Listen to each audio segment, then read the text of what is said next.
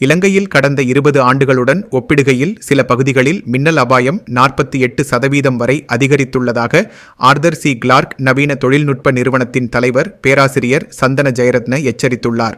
மொரட்டுவை கட்டுப்பெத்தையில் அமைந்துள்ள Arthur C Clark நவீன தொழில்நுட்ப நிறுவன வளாகத்தில் நடைபெற்ற மின்னல் பாதுகாப்பு மற்றும் மின்னல் அபாயங்களிலிருந்து உங்கள் நிறுவனத்தை பாதுகாத்தல் என்ற ஒருநாள் செயல்முறை பயிற்சி பட்டறை மற்றும் சான்றிதழ் வழங்கும் நிகழ்வில் அவர் இதனை தெரிவித்தார்.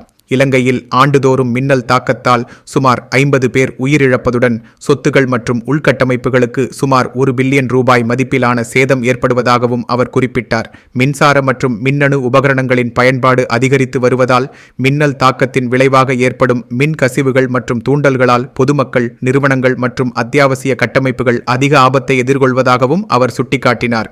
இந்நிலையை கருத்தில் கொண்டு ஆர்தர் சி கிளார்க் நவீன தொழில்நுட்ப நிறுவனத்தில் தேசிய மின்னல் பாதுகாப்பு மையம் ஒன்றை நிறுவுவதற்கான ஆரம்ப நடவடிக்கைகள் முன்னெடுக்கப்பட்டுள்ளதாக அவர் அறிவித்தார். இந்த மையத்தின் ஊடாக மின்னல் தொடர்பான தரவுகள் சேகரித்தல், மின்னல் பாதுகாப்பு அமைப்புகள், மின்தேக்கிகள் மற்றும் அலையெழுச்சி பாதுகாப்பு சாதனங்களை பரிசோதித்தல், தொழில்நுட்ப தரநிலைகளை மேம்படுத்தல் உள்ளிட்ட பணிகள் முன்னெடுக்கப்படவுள்ளதாகவும் தெரிவிக்கப்பட்டது. மேலும் உலக வெப்பநிலை ஒவ்வொரு செல்சியஸ் அதிகரிக்கும் போதும் மின்னல் தாக்கும் வீதம் சுமார் 12% உயர்வதாக ஆய்வுகள் தெரிவிப்பதாகவும், மனிதர்கள் மட்டுமன்றி யானைகள் உள்ளிட்ட விலங்குகளும் மின்னல் தாக்கத்தால் உயிரிழப்பதாகவும் பேராசிரியர் சந்தன ஜெயரத்ன குறிப்பிட்டார். இந்த பயிற்சி பட்டறையில் இலங்கை மற்றும் இந்தியாவைச் சேர்ந்த முன்னணி மின்னல் பாதுகாப்பு நிபுணர்கள் கலந்து கொண்டு மின்னல் பாதுகாப்பு அமைப்பு வடிவமைப்பு, அதிமின்னழுத்த பாதுகாப்பு, புவித்தொடுப்பு, மின்னல் அபாய மதிப்பீடு, பரிசோதனை முறைகள் மற்றும் புதிய தொழில்நுட்பங்கள் தொடர்பான நடைமுறை பயிற்சிகளை வழங்கினர்.